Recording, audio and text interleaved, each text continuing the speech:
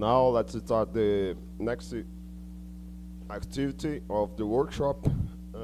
Now we have the oral communications, and we will start with the communication of Pedro, who is a PhD student here at the graduate program of physics at the Federal University of Pará. Today, Pedro is going to talk to us about static boson stars in the Einstein-Friedberg-Lee-Sirlin theory. Please, Pedro, go ahead. Thank you very much, Luis. So, as he said, my name is Pedro, and I present the work entitled Static Boson Stars in the Einstein-Friedberg-Lee-Sirlin theory. This work was a collaboration with Professor Carlos Herdeiro, Luis Crispino, and Haroldo Silas. And this is the summary of my presentation, in which I will start by a brief historical introduction, followed by a quick review about boson star field equations, then reaching finally the main results of this presentation about static Einstein-Friedberg-Lee-Sirlin boson stars, ending up by the conclusions, acknowledgements, and bibliography. Okay. So the idea that gravitational interaction may stabilize the fundamental matter field was first introduced by Wheeler. Years later, it was pointed out by Kalp, Ruffini, and Bonazzola that localized soliton type configurations, now understood as boson stars, may arise in systems with complex scalar fields coupled to gravity. Boson stars are an example of non-topological solitons. They are supposed to exist in nature as compact objects composed only of bosonic particles. So, to review how the field equations of boson star looks like, we have first to start by the action given in equation 1, which is the action that is associated with the simplest case of solution of boson stars, which is a mini boson star, in which kappa is a constant, r min e and r are respectively the rich tensor and rich scalar, and g min e represents the metric components of the curved spacetime. In this case, m is the mass of the particle that composes the scalar field, and after varying this action, we are able to find the following set of field equations given from 2 to 3, in which the energy moment tensor, T min e, is given in equation 4, and the square denotes the D'Alembertian operator given in equation 5. Now, let's move to the main results of this presentation. So, the Einstein-Friedberg-Lee-Sirlin theory, or EFLS model, can be utilized to study field configurations influenced by gravity and more realistic theories with symmetry-based potentials. For example, the standard model. So, to be able to find a EFLS star solution, we have to start by the action given in equation 6, in which the Lagrange for the matter field is given in equation 7, and the potential is given is defined in equation 8. This theory also have a very interesting feature that it don't possess only one scalar field, not only one complex scalar field, but possess two scalar fields, being one of them the psi, which is a self-interacting real scalar field, and the phi, which is a complex scalar field. Both of them are coupled together by two coupling constants, m and mu, in which mu is the mass parameter associated with the real scalar field. The theory also possesses invariance under U1 transformations given in equation 9, and the other very interesting feature of it is that we can recover the Einstein-Clay-Gaudian model by just modifying the values of the mass parameter mu. So, knowing that the constant V is the vacuum expectation value of the real scalar field, we notice that as we set mu tending to infinity, the real scalar field tends to its vacuum expectation value. In this scenario, the EFLS theory recovers the Einstein-Clay-Gaudian model. So all the solutions that we find here for the EFLS stars can recover the Einstein-Clay-Gaudian stars, specifically the mini boson stars, as we set mu tending to infinity. So after varying the action with respect to G min e, to the metric G min e, and the scalar fields psi and phi, we are able to find the following set of field equations. And to be able to find specifically a spherically symmetric solution, we start by utilizing the ansatz for a spherically symmetric object, which is given the line element in equation 14, and AWGAM for the stationary and spherically symmetric scalar fields, which is given in equation 15 and 16, where omega is the frequency of the field. Then, for the sake of simplicity, we choose to do rescaling in the parameters given in equation 17, and after substituting the previous ansatz in the field equations, we are able to find the following set of ordinary differential equations, given from 18 to 21, in which the primes denote differentiation with respect to the radial coordinate r. So we also define a function for the mass, given equation 22, and a way to compute the compactness of these stars, where we utilize the concept of a effective mass, which represents 99% of the total mass of these stars, and the effective radius, which represents a region where this effective mass is contained.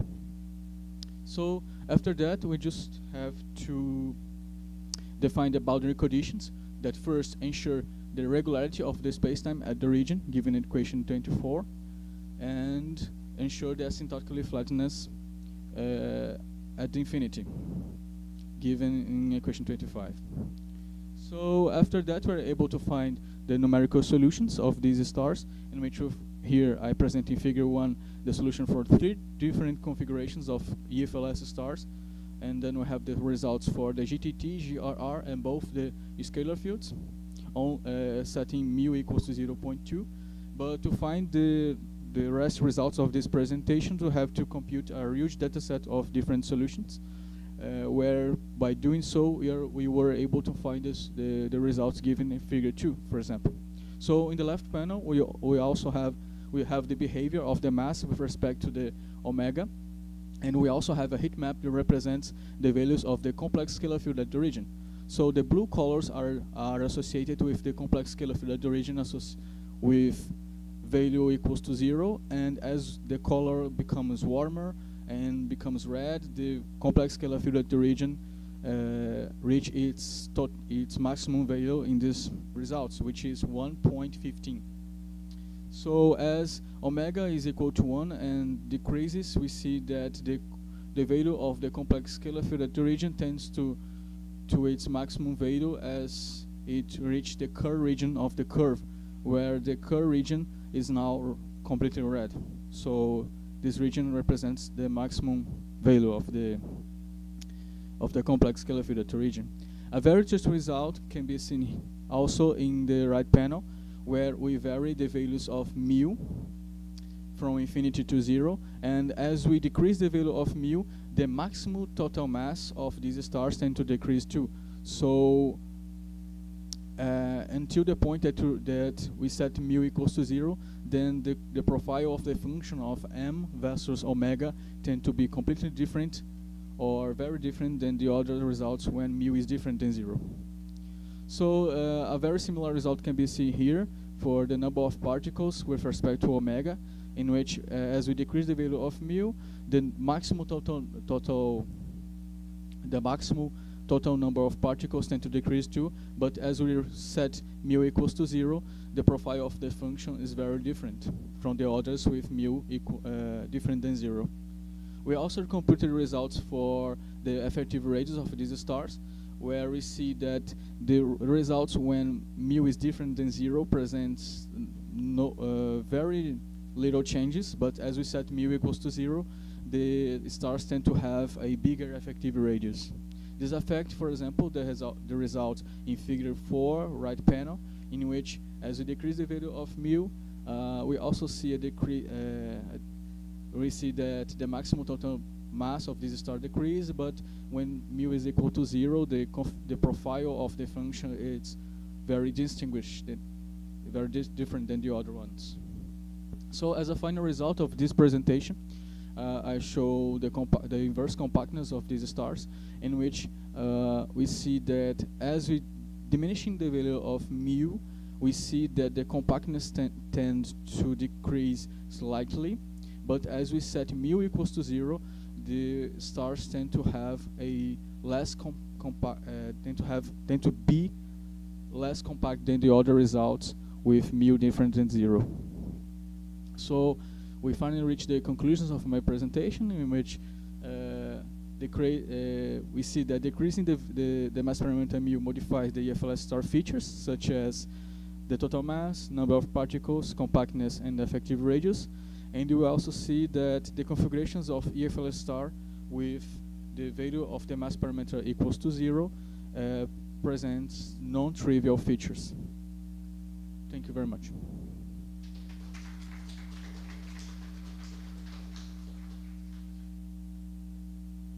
Thank you, Pedro.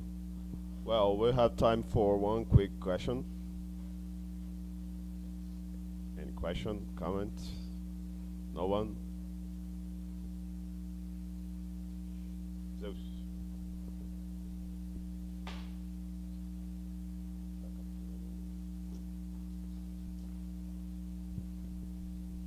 Can you go back to slide 15? I guess It's 15.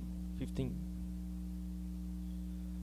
So, in this plot, there is a point which seems to be a solution for several values of the mass. So there's this point that intersects all the curves. There is anything special about it? Do you know why this happens, or it's just a coincidence? I don't know if it is a coincidence, and not even if there is anything special about that, because I didn't realize it.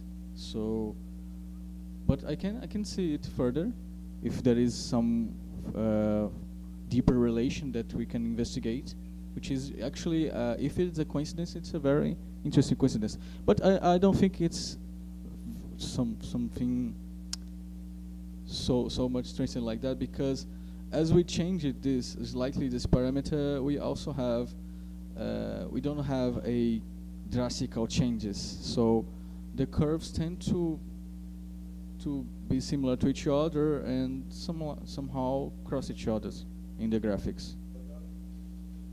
Not necessarily in the same place, right? But no, you you could find intersection in several places.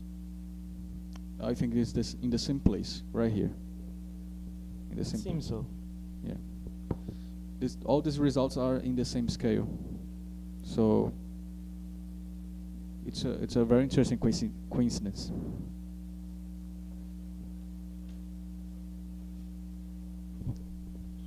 Well,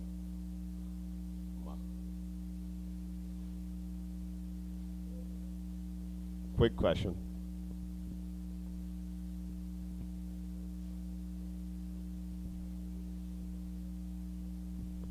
So thank you for your very nice talk. My question is just a curiosity. So when we study black holes, we have several non-existence theorems. For instance, Israel theorem, Carter theorem. I was just wondering if, for the case of boson stars, for instance, is there something analogous, like non-existence theorems for boson stars and so on? It's just a curiosity. I don't know if you know something about it, just to elaborate on. Well, what I know that exists is the regions where the where the stars are supposed to exist or not. So by means of stability or even other means. So I don't know exactly how I can show you, but when you find a solution of a boson star, as even for the mass, for example, in this plot right here, there is a region where the solutions are not supposed to exist for the case of stability. It is related to the binding energy, for example. But I don't have. Actually, this plot is in the article associated with this presentation.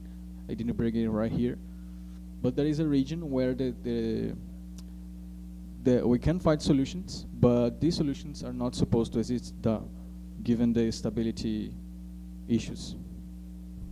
So you're saying that, for instance, in this graphic M4 omega, I think would be possible to draw a boundary or a region which the solutions cannot exist. Yeah. Okay. Or even are not, or at least are not stable. Okay. So, yes. Thank you. Okay. Well, let's thank Pedro again.